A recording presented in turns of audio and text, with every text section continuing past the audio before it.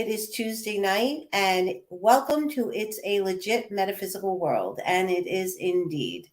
And let's just say to everyone who's watching us tonight, thank goodness we made it through Mercury with retrograde. I don't know about the rest of you, but wow, this was a really strong one that kind of set me for a loop for a few days in a row. So I'm glad we got through it. And hopefully the next one won't be anytime soon because I need to kind of rebalance and re-energize myself from it all. It was a very emotional time for me personally. So tonight we have someone on the show to discuss his own personal spiritual journey. He is a hypnotist and he is an author.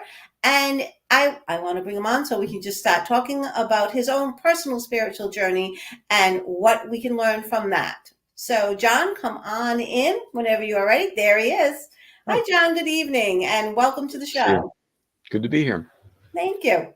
So, John, if you could let our audience know a little bit about your own personal background. Like I know I told them you were a hypnotist, but a little bit more about how you came to where you are today in your own spiritual journey. John, thank you for having me first, Dale. Of course. I don't know that I would separate my spiritual journey from my life journey in any way. To me, this is all spiritual, always has been. Mm-hmm. And, there's so many different ways. You can tell your story in many, many different ways. And the older you get, the more possibilities of telling your story. I'll tell my story this way. I was born in Harlem late one night. I was the only white boy in the nursery, and my parents lived in Manhattan, Lower East Side of New York, and life had challenges. My mother was from Georgia.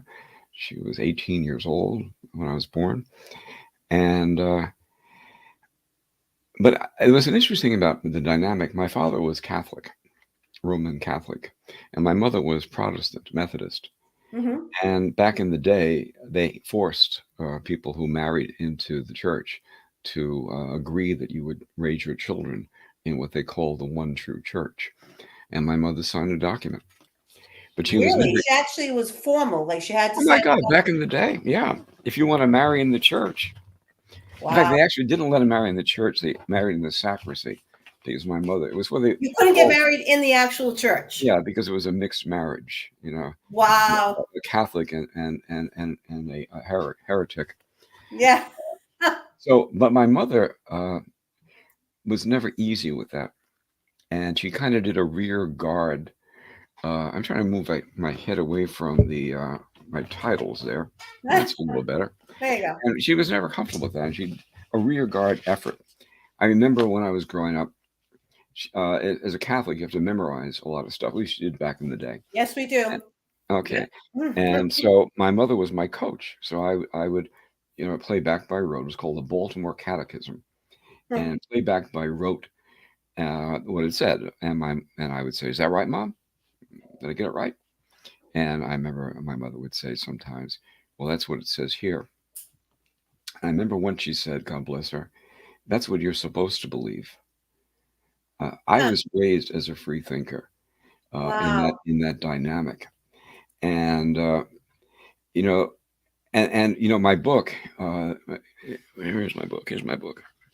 It's called My Autobiographies, plural, and it's about past life exploration as an adjunct to psychotherapy or as part of a person's spiritual path. Mm-hmm. And the most beautiful life I got in touch with was this African shaman, and it was it's one of the early ones that I first bumped into and began doing reincarnation for myself. And he did everything perfectly. Did all the rituals. He was important in the village. Yeah. He would mediate between this world and the next, and but he never really believed it. He didn't believe. To believe is you say, okay, something's true, and then you pretend as if it's true. I believe X, and therefore I'm going to live as if X is true. Mm-hmm. And the motto of the subconscious mind is, don't confuse me with the facts. I already know. Mm-hmm. You've got a belief in place. You've stopped thinking. And my shaman never stopped thinking. He questioned. He would do the rituals perfectly, and then when there was a cure, he'd be amazed with everybody else. And that spirit of inquiry. Um, in that life, he died. He had the idea that he could get power from a rhinoceros. Everyone knows, in those cultures, rhinoceros horn, powdered down, is useful for male potency. And he Yep. thought, if I get this energy from this rhino, I'll be like empowered. Now, the answer. But unfortunately, you can't stare down a rhinoceros with a rattle and expect to live. And he died. So, John, But how? but but, he, but bringing into this life the inquiry, bringing into this life, in each life, I believe we end with a question or an answer, and Mm-hmm. and him. What I brought from him was this inquiry. What is the nature of reality? What is it to be human? Mm-hmm. What is this all about? And for me, that's been a lifelong investigation while I did other things. So, how did you start your past life regressions? How did you do that work? Did you do it by yourself? Did you do it with someone else? How did you start learning about your past lives? I've looked a little bit at what you've done here, Dale, and I know if I say to you that there are no coincidences in life, that's not going to be an uncomfortable concept. That there aren't coincidences, that things occur. And somebody who had done work, I had a small company in Providence. His wife was a past life facilitator, Patty Tohill. I'm assuming most of your listeners are in our area, Rhode Island, Yep. southeastern Mass. So Patty is not in our area anymore. She moved down to North Carolina. But I went to her as a past life therapist, and I found myself having an extraordinary experience um, uh, that had a lot of resonance with my life. So I had never been interested in past lives particularly. Mm. I was more interested in things like Buddhism and Zen. Um, the idea of past lives to me was kind of like hokey. Uh, to be involved. I can talk about that more later. So I got involved like that, and I've been practicing hypnotism in our state full time since 1998. Mm-hmm. And I keep a database of 3,000 former clients in our area. Mm-hmm. I was hoping I could have got some of them here today, but uh, and they would ask me from time to time. They would hear that hypnosis can be used to access past life memories. So Yeah. when they asked me, I would do it. They always got amazing results, but I didn't promote it because I was getting medical referrals from psychotherapists as well. Yep. Uh, you know, a couple of psychiatrists routinely referred people to me for certain types of disorders, and I didn't want them to think I was, as weird as I am. So but now I'm old. I'm 74 years old in this incarnation, and I don't care anymore. And so I wrote my book, and now I'm public that, you know, this is who I am. Nobody's perfect, and I'm far from perfect. I was very motivated. My life. I'll give you the 60-second synopsis. Uh, First person in my family to go to college, bachelor's in psychology. Mm-hmm. I did a master's in Irish studies, Irish literature in Dublin, Ireland, where I met my wife, uh, who I'd been with in a prior life. That's in the book, when she was my husband. And a lot of that carryover is pretty much formed me that last life with her. But so I went to Dublin and I came back, taught for a while at university, teaching freshman English, and I wasn't an academic. And I got the idea one day that I could write TV commercials, and I went to Manhattan. Mm-hmm. I was a madman. I wrote commercials and creative supervisor on Dunkin' Hines Cakes, Okay. Crisco shortening, and I also worked in Europe with Procter & Gamble products. I ended up in Rhode Island, where when I first got here, I was given the assignment of renaming the state of Rhode Island. And Mm-hmm. I send you a link to that. I did this thing called the Biggest Little State in the Union campaign. Um, and Bill Como and Ralph Carlson, some colleagues, wrote the song about it, but it was my line, and I got to rename my state as I moved here from New York. And so anyway, uh, during the early '80s, I invented this thing, Hypnovision Video, the world's first subliminal hypnotic video program. Channel 10 locally had me come down. They interviewed me, Yeah. and it was great. But that interview went national. And then the next week, Channel 6 interviewed me, and that went national. So suddenly, I got in every bookstore in the country.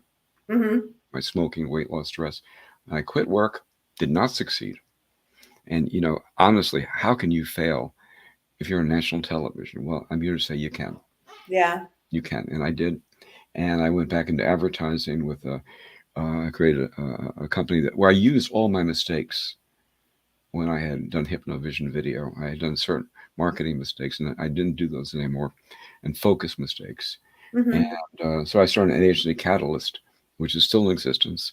I picked up a partner along the way, Brian O'Dell, and I sold my half to him. And it's like, now what am I going to do? I was 50. What am I going to do now? Yep. And I decided to start hypnosis full time. I'd been certified in the 1970s. I went to Hypnotist for Creativity and Mm-hmm. became trained in the 1970s. It's not a licensed profession. Now, you're a Right. licensed therapist, I think. Yep. Yeah. Mm-hmm. Hypnotism is not licensed. Right. And I had a small school in Rhode Island, and I've trained 40 people out doing this work. Mm-hmm. Um, and in each of the classes, we would always do one past life demonstration, which was fascinating. Yeah. I'll give another name dropping. Somebody you might enjoy having. Kristen Johnston was one of my students, and she had this amazing experience that ended up in her book, which is out, Heal the People, where she met with the tribunal. My sense is that when you pass over, you go into this, what they call the bardo in Tibetan Buddhism, and you design your next life. Really? Oh yeah, that's how. Well, that's the belief structure. That's the belief structure, huh? You go into you die, and then you design your life. You choose your parents, your circumstances, your gender, and then you wake up in some woman's body, and you get born, and it all Can you starts. choose not to do it again? Yeah, Can you choose just to keep ascending and not necessarily do life all over again as we know no, it? no. Could you become an A student without doing your homework? No. This incarnation, physical incarnation, is, I call it, spiritual kindergarten, and we're here to learn. The way Mm-hmm. why we incarnate, my sense, is that we have lessons to learn as we Mm-hmm. move toward, in my read of it, the human species evolving, us individuals evolving into greater unity with that which creates all that stuff. So we come back and we learn these lessons. I, I, uh, I there's a group called Reincarnation. What are they called? Symposium. And I was in one of their meetings. I mean, I have a skeptical mind, yeah, and I still do. I Yeah. don't even know if the experiences I've had, and I'll say this in all sincerity, were real, or whether I just imagined them. I don't know, and I don't. And in point of fact, suggest that no one knows, Mm-hmm. with an exception. I'll get to that in a second. But anyway, so I'm in this reincarnation symposium, and one of the speakers was this luminary in reincarnation work, absolute luminary, Dolores Cannon, came and spoke to us. Now, Dolores Cannon died in 2003, Mm-hmm. but one of the people there is a medium and channeled her. I thought that was really cool. That is So, cool. so Dolores Cannon is there talking to us. I'm physical down there in Virginia in this symposium. And I asked Dolores Cannon, are you coming back? And she said, I'm going to wait a while. You go to that place between lives and you absorb. They say your life passes before you when you die.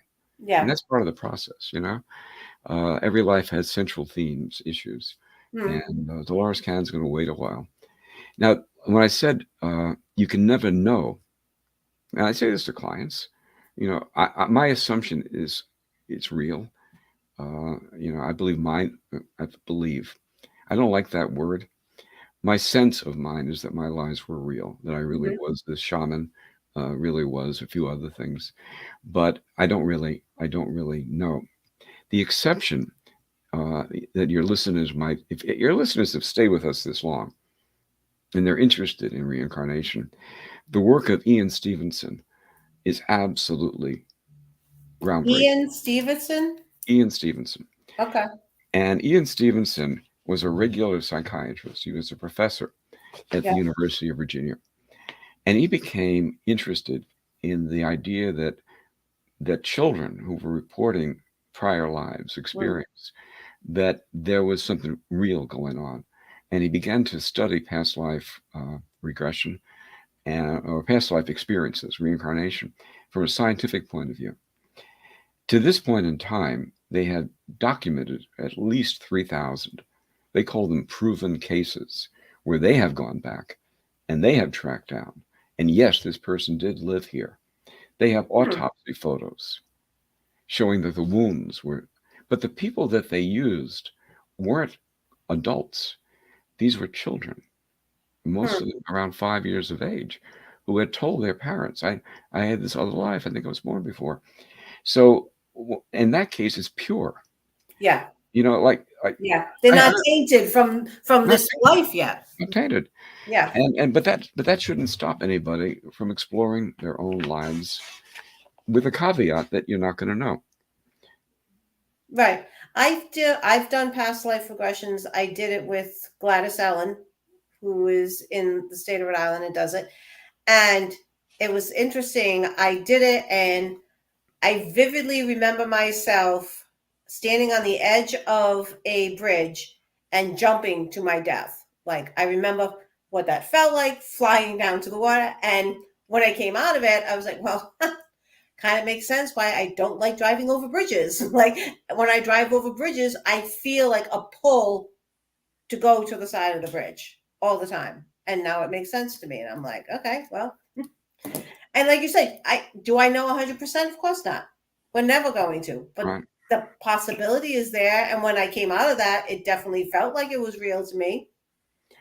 This is an interesting, because it sounds like you still have that same fear. Oh, yeah. Yeah, I still don't like driving over bridges now. One of the ways of hypnosis with past life is alchemical hypnosis, where you literally go back and you change the past. It sounds like you had an unhealed trauma. Yeah. So you had an unhealed trauma in that past life. So it's interesting to know where it came from.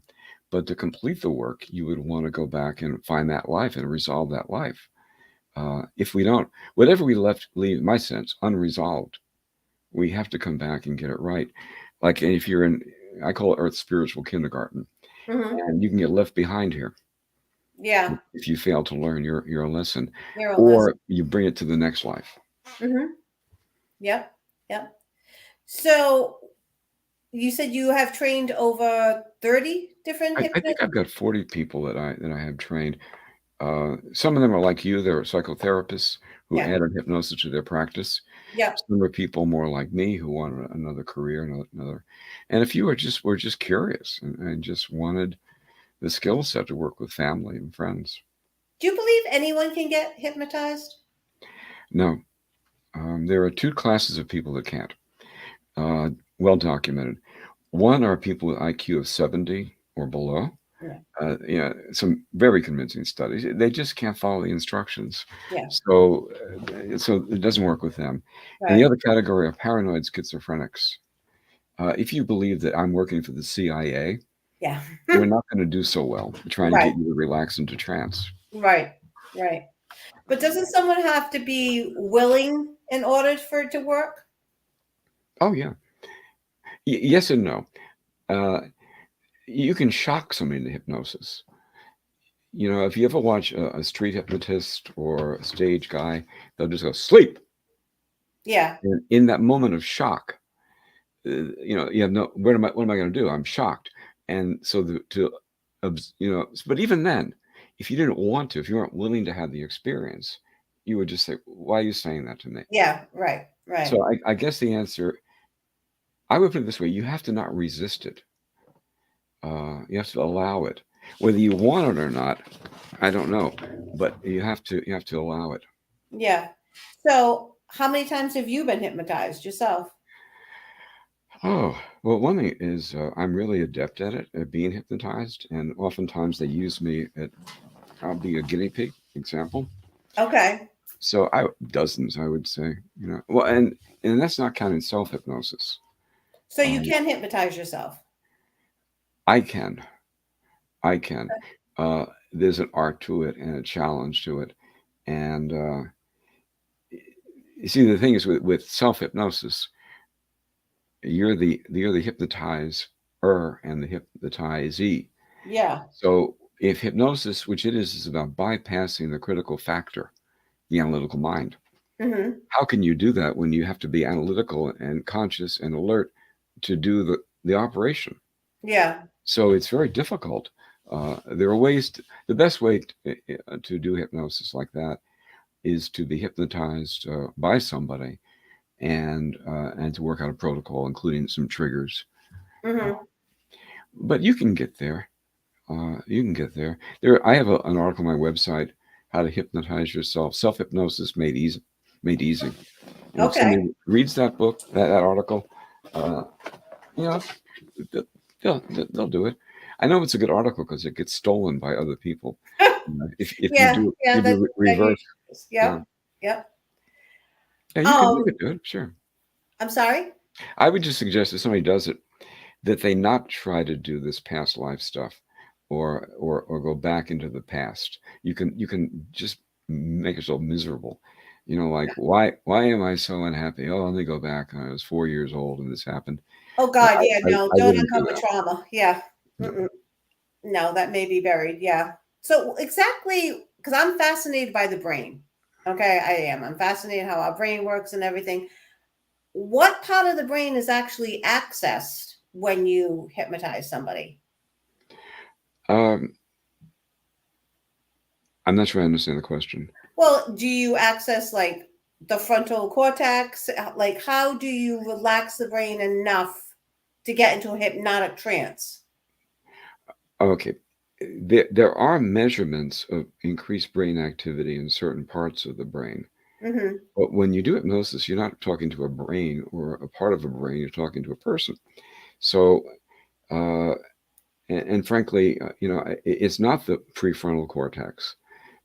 It is a more primitive part of the brain. The name eludes me right now, but I don't talk to it yet. As ways of this was about 5-6 years ago. There was a study in Stanford where they actually were able to map brains during hypnosis and find that a certain part that you're talking about, you might look at that study if you're Yeah. interested. There's certain parts that become activated during hypnosis that makes trance different from sleep and different from ordinary normal wakefulness.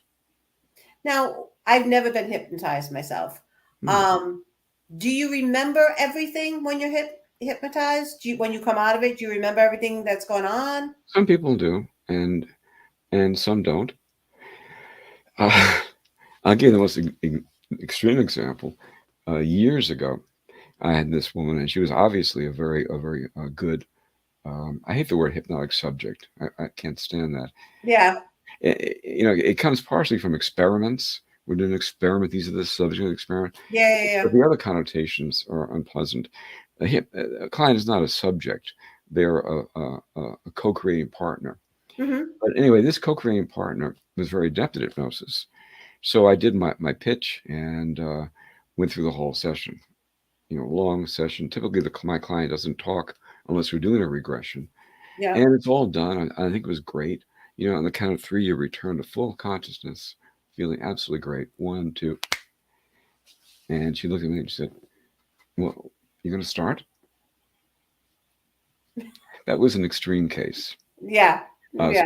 Spontaneous amnesia. That's very. There's one all the years who was like that. Uh, Typically, people will forget parts of it, significant parts. One of the things that we do, I'll give you a little trade secret, is after a session, I'll ask somebody, how long did that seem to you? And my typical client undercuts it by 50, 60, 70%. So I'll have been talking for 30 minutes Yeah. and they'll say 5 minutes. That's kind of typical Yeah. because it is an altered state of mind. Now, do you record them while I they're do. being hypnotized so they can see the session afterwards? Not to see, but to listen to. I did a study a few years ago. I got about 400 hypnotists around the country to answer a couple of questions.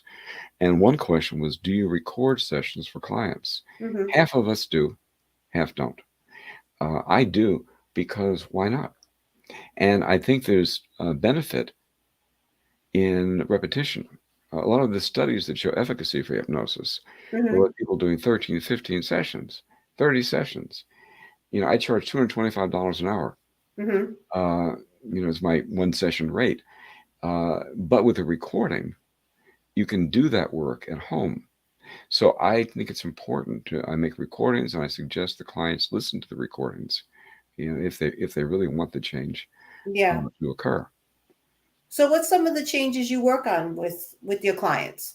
Would it be like weight loss, Yeah. smoking, that type of stuff? I tell my students, I haven't done my class. My last class was in the middle of the pandemic when it first started, and we Yeah. started in person and we finished on Zoom. And that is on. If anybody listening to this wants to learn hypnosis, don't do it on Zoom. There is something about working with somebody. In the class that I would do, we would always have students get guests invited.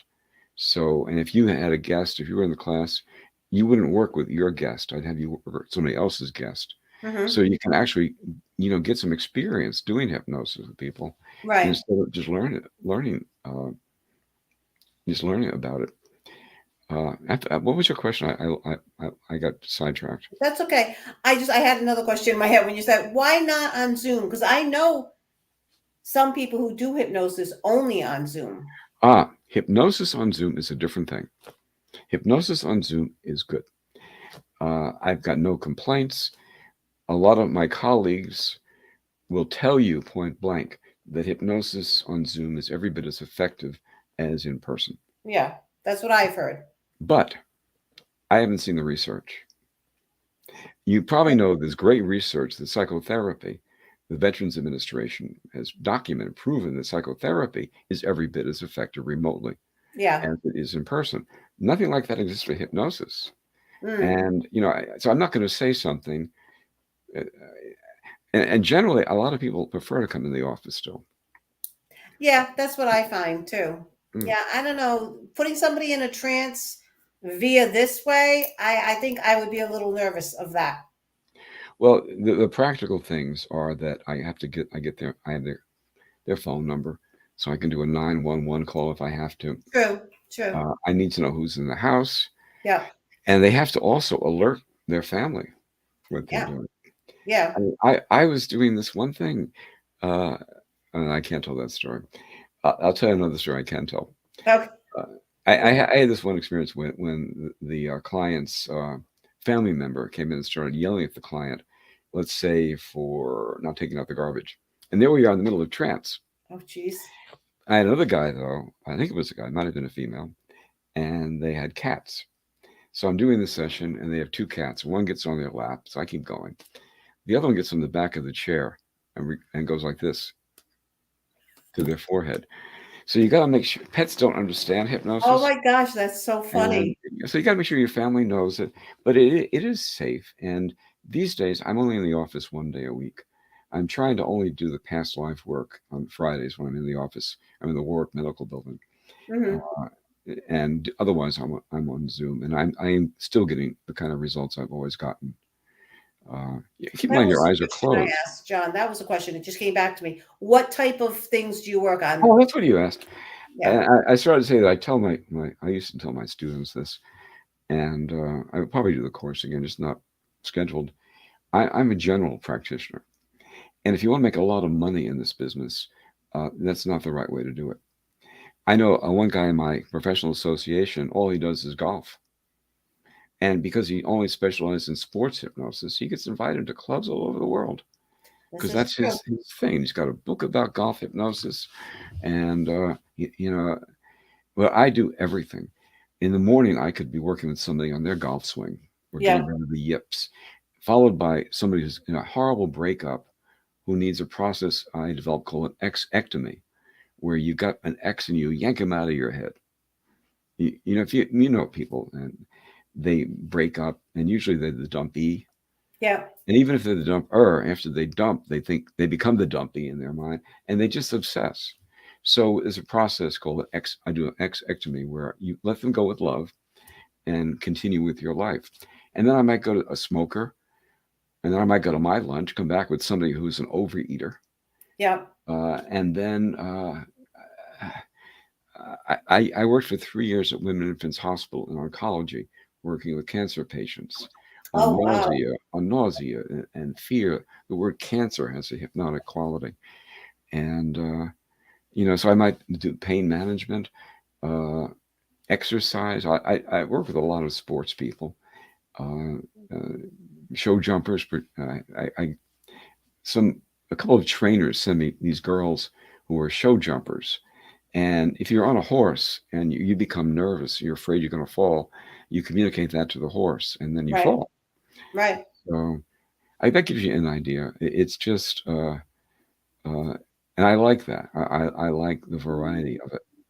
Um, and you'd be amazed at the things that wander in to my office.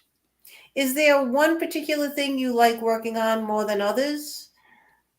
It's weird. It's so conventional. Uh, Smoking. Okay. I was a 2-pack a day smoker. I loved smoking, and I was able to quit. And I'm able, and so that I have a particular fondness. It's the biggest bang for the buck.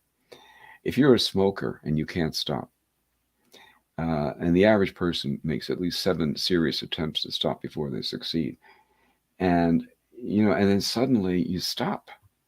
It's like it's a miracle. Yeah. It's so clear and crisp. They were smoking, now they're not smoking. What did they do? They went to hypnotist.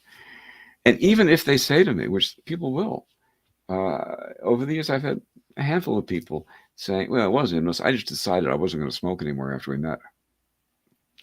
I'll take that. Yeah. Now, how many sessions does it usually take to get someone to quit smoking, or does it depend on the person? I have a 3-session protocol, and actually this August I'm presenting my protocol at my association, the National Guild of Hypnotists, Okay. in a 2-hour session for other hypnotists. I want to give people my program. Uh, Hmm. I've refined it over the years. I tracked results. I average around 85% success. Nice. Insane, and that's a 6-month statistic. I want to give people. It's a 3-session. They quit at the second session. The first is getting ready to quit. Okay. And having said that, I know people, maybe for $39.95, that have been to some hotel ballroom and quit that way. Yeah. For whatever reason, it struck them right. Right. You know, Right. but I know that what I do works, and every time I've let somebody convince me that they're not that bad, they don't need 3 sessions, they just need 1. It has, I don't think it's worked out well. Yeah. Uh, Yeah. my program allows people to get a conscious intention behind it as well, to get some Hmm. steam going before they jump in and just try to stop. Hmm. Were you ever a smoker? I'm sorry? Were you ever a smoker? Yes, I was. Yeah. Were you Yeah. able to quit? Oh, yeah. I quit about 18 years ago now. Yeah. Yeah. I made the mistake of telling my youngest son, he came home, he was in 6th grade, and they started the DEAR program at school. Ah, So he started learning about how bad smoking was. So he came home from school and he said, "You have to quit smoking. You're gonna die. You have to quit smoking." and he was And upset. of course, I kind of like poo-pooed him away, and I said, "All right, the last day of school, I will quit smoking." Now I said this to him like in October, thinking he will never remember in June that I said this to him. Oh no. Last day of school, he comes into the house. He says, "Mom, you said you were quitting today." "You promised, Mom." I'm like, He got you. "Oh, He got you. okay." I did. I had to hold. Did it go? Oh, it's hard to quit. Anyone who doesn't smoke has no idea how No difficult it is idea. to quit. It's the hardest addiction to quit. It really is. I've heard that said from a lot of people, including opiate addicts and Hmm. crack cocaine addicts. Yeah. Yeah, Uh, it's powerful. It really is. Well, I think part of it is psychological too. It's it's more or less accepted than being a coke addict or anything else. So you can do it all the time. You know what I I think mean? that's very wise. If you have another addiction, your life falls apart, so you Yeah, become highly motivated. But with cigarettes, one day goes into the next, yeah. and you can buy them anywhere. And And you think, oh, cancer's never going to get me. but that transformation you had, that aha, when he said that, you weren't like girding your loins and I'm going to really try hard. Something happened in that moment, and that's what I try to replicate, to Hmm. create that happening thing in the second session. Yeah. And so the first week, I'm getting the person to the point that where they're willing to listen and they've had enough. Uh, you came to that point. You loved your son and you didn't want to disappoint him. Yep. And I can't tell how many times I've heard that exact story over these years. Yeah. It's I just couldn't believe I couldn't believe he remembered. All those months later, he remembered and called me on it. And to this day, he's 30 years old now. He's like, Mom, I'm the reason you quit yeah. smoking. Well, he is. He is. Yes, you are. You are. Thank you. I had recently, I won't say what gender, a grandparent who quit because their 5-year-old grandchild was crying herself to bed every night because Grammy's, oh, I said it, because, their loved grandparent was going to die from cigarettes. You need that kind of a motivation. Yeah. Yeah, Um, you really do. Yeah. mm, I changing the subject for a second. I also agree with you. Me and my husband have traveled this life before many times. I know in my heart of hearts that we mm. have gone down this road before many times. You know, we're two in sync. We just are. We're just two in sync. You know. So either you're allies or you're trying to work out something together or both. Hmm. Mm. Yeah. I hope we go through it again. I hope we Like keep going through it. I did hypnosis with my wife. I don't. I maybe worked with her 5 or 6 times over the years, but she wanted to do a future life, like where would we be together in future life? And Oh, what she got was the two of us as we're Korean, uh, same gender, and we work in a fishery. And Marie and I spend our days arguing: is that like a large fish or a small fish? And we're friends, you know. yeah. So that's not a bad way to get out of a marriage, is to be a friend and True. sorting fish together. That is kind of so you can do hypnosis to future events also? Oh, but this way, I have, but it goes back to that same thing I said earlier. Are Maria and I really going to be Korean fishermen? I don't know. Yeah. She Yeah. had an experience of that, Right. and that experience of that is comforting to me.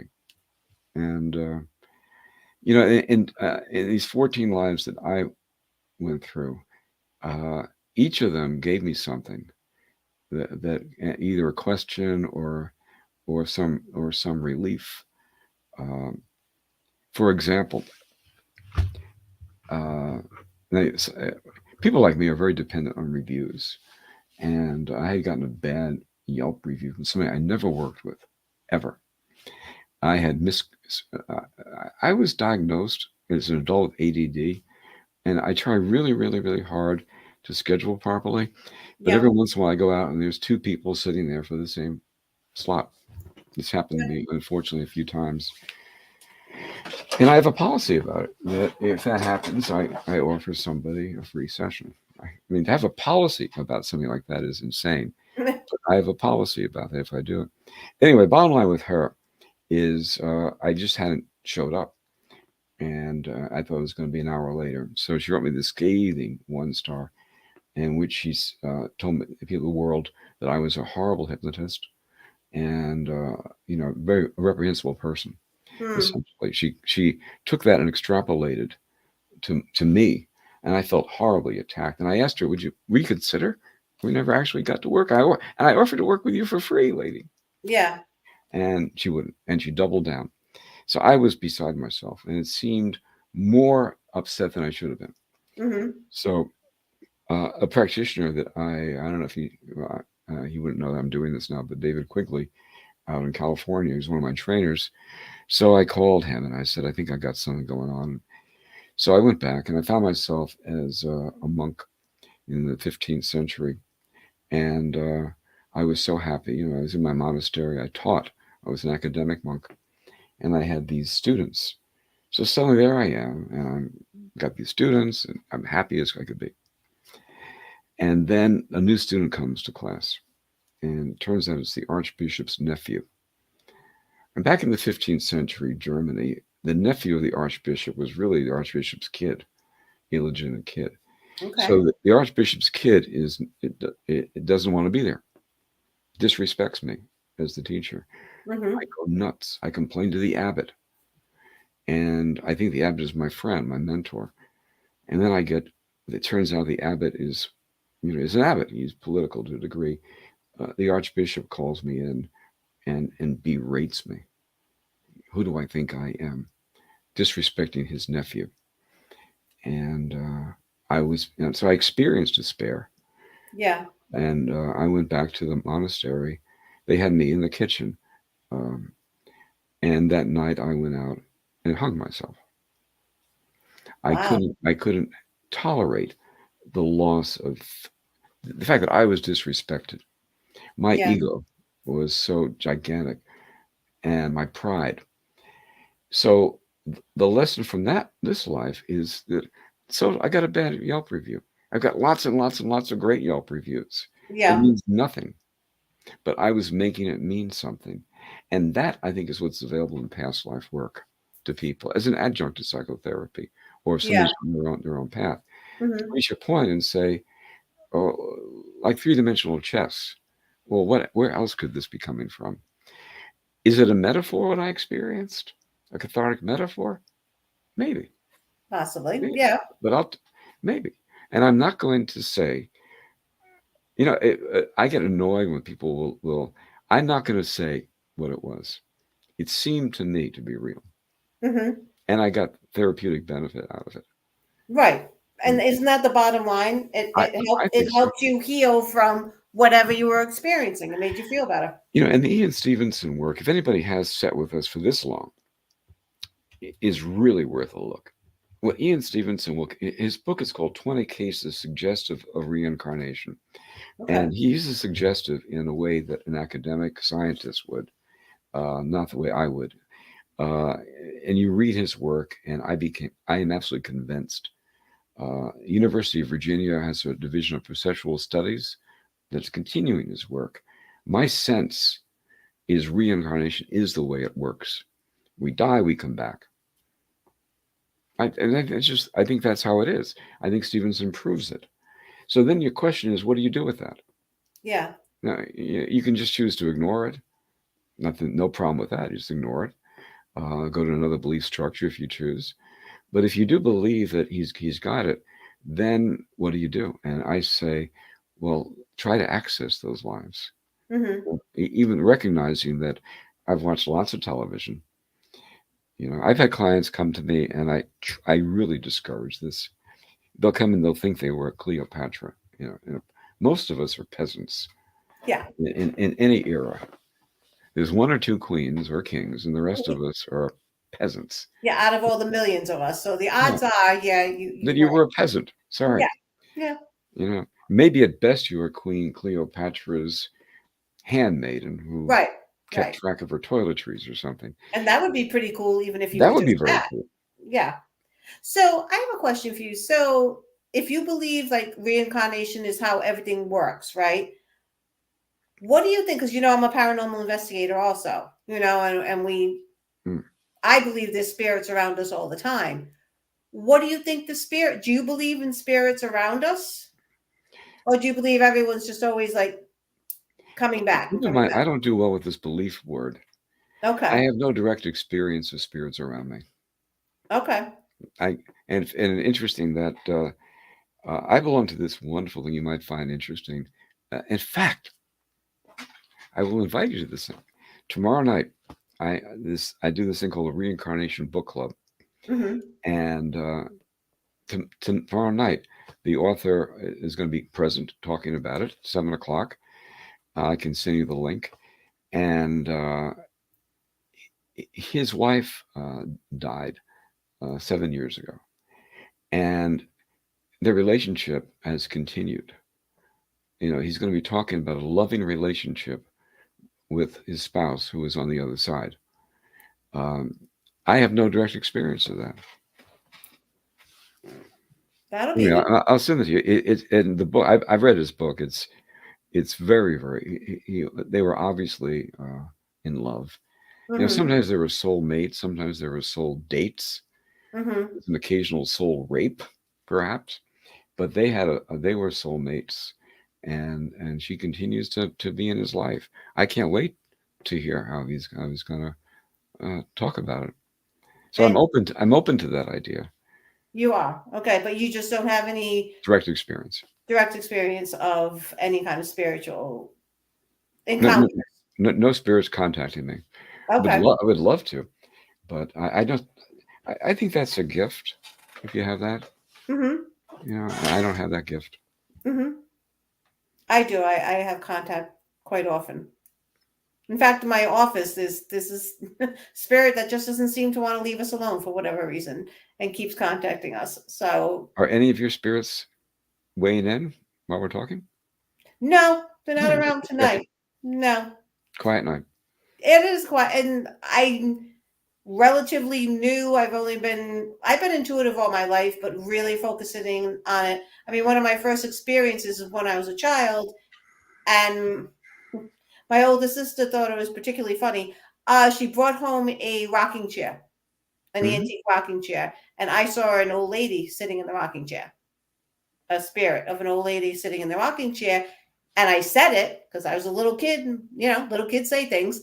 And she pushed me down on the chair and held me there until I Really? started screaming. She thought that was really funny. So from that moment on, I kind of learned not to say anything. Yeah. So I kind of held back on whatever I saw after that point for many years. But now I'm more comfortable in it, and now I embrace it. Huh. Yeah, you read the comment that was just posted. Yes, I so did. did I. I think a lot of younger brothers and sisters think that about their older siblings. Hmm. Yeah, Okay. sometimes. So let me Um, ask you. I asked this question of a lot of my guests just because I'm curious. Where do you think our world is headed, John? Do you think our world is headed it's for a going good? around, It keeps going around. What do I you think it's mean? going to keep going around Did the you say? sun, around the sun. I think it'll keep doing that, unless we bump into a comet or something. I believe humanity is in the process of evolution. I think we're becoming something new, and You're not the first person on this show to say that. That's interesting. and gifts like yours. This new. I call it Homo Deus. Right now we're Homo sapiens, and Homo Deus is a version of us that's more in partnership with deity. I think whatever creates this universe, and I think we're moving toward that as individual spirits, and that's why we come to spiritual kindergarten to work on issues, to refine ourselves and to move up. And they're not always pretty. In fact, usually, they're horrible. The things that happen on this planet. If you look at, well, belief structures get in the way. If you believe that God is good, you have to go back upwards and say, how do you explain a child being born without kidneys or with some horrible, painful thing? How do you make that? And they will bend over backwards to try to explain how that's good. Horror. This world is a place of horror. The tradition I was raised in, the Catholic Church, back in the day, called life a vale of tears. And they had a point. Sigmund Freud said the natural state of humanity should be one of profound depression. Because everything is about loss of skills, loss of people. Everything's about loss. And yet, of course, we're not fundamentally like that. fundamentally we have the will to live in our spirit. But in terms of a good God doing these things, you try as you can. But the idea that we choose our path, we choose before we come here. So that baby who has spinal bifida signed up for it for whatever reason. That soul, I'm going to be here. I'll be incarnated briefly. I'm going to be a lesson to my parents who need to go through certain things. Maybe that sacrifice that soul made was for their purpose, to help them grow. And I find that, again, not a belief necessarily, not a belief, but my sense of things. Mm-hmm. And I find it very, very, very comforting to live life from the point of view of this philosophy. You don't get a right to get, to alienate people. If you've been a slave and you've been a master, you've been a victim and a victimizer, Mm-hmm. you can really see that we're all related. And you don't tend to get as upset about things as people that don't have the perspective do, I think. Mm-hmm. Not that I don't get upset all the time, but I think you know what I mean. Yeah, I do. I do. So, if there was one thing you would like our audience to know before we wrap up, we still got about 5 minutes left. John, what would that be? Uh, if they're listening to this before tomorrow, look on my Facebook, and I've got the Reincarnation Book Club. Hear this guy talking about his relationship with his wife, Yeah. and I would say to anybody else, just thank you for being part of my process. I do believe that we're all meant to be. Meant that I got invited to this thing today. No preparation. Here I am, and meant to be that you're listening. Yeah. And that and I that totally agree with that. and that doesn't mean that they're going to love it. I believe our paths cross for many different reasons. I don't like you had mentioned it early. I don't believe in coincidences. I believe everything happens for a reason, whether we know it or not in the moment. I believe I do. That's the way I live my life. So. Oh, I would live them with one other thing, and not a coincidence that you give me enough time to think of this. Buy Sure. my book, Amazon.com. My Okay, let us see it autobiography. again. My autobiographies, just $2.99 for ebook, $13.95 for a beautiful hard copy. This one's. And how many different lives are in there that you had, John? I think I wrote 14 in that, but I've done more since then, and there were some that didn't make the cut. So how many lives total? Not 25. Not 25. Wow. Yeah. Wow. And it sounds like when you do your past life regressions, mine was very short. It was very short. Mine go on. Mine go on. Yours go on for a while. Yeah. Right? Is that because you're hypnotized for that long? Yeah, and also that's just how it's always been with me. And the practitioners that I've been to do a guided thing where you go in this dialogue. We're out of time. I could go on. No, we still have 5 minutes. We have plenty of time. I got to be careful I don't tell somebody else's story. Yeah, I Quigley is one of my teachers, and I watched him do that. You might not get the full answer. You might go with somebody, and suddenly they're jumped off a bridge, and then that might not seem like that was enough. They might go, okay, leave that. Now go back to an earlier similar feeling, and then you might find that you were in the plague. You were in the plague, and you couldn't save the people in the village. And that was, you were the healer, and you wanted to save the people in the village. You couldn't do it because you were in the. And then maybe that guilt had you jump off the bridge. So sometimes what you get at first is an inkling, and you go to an earlier similar to get the root cause of what the issue is. But Amazon.com has my book, and if you do it, please give me a review. And not one that has me have to go to a therapist. Yeah. Just only positive reviews, please. How far back have you actually gone in time for your life's regressions? I have a caveman experience. Wow. Yeah. And then all the way up? And then all the way. My most recent was a Polish SS guy in Auschwitz area, one of the subsidiary camps, died in 1945.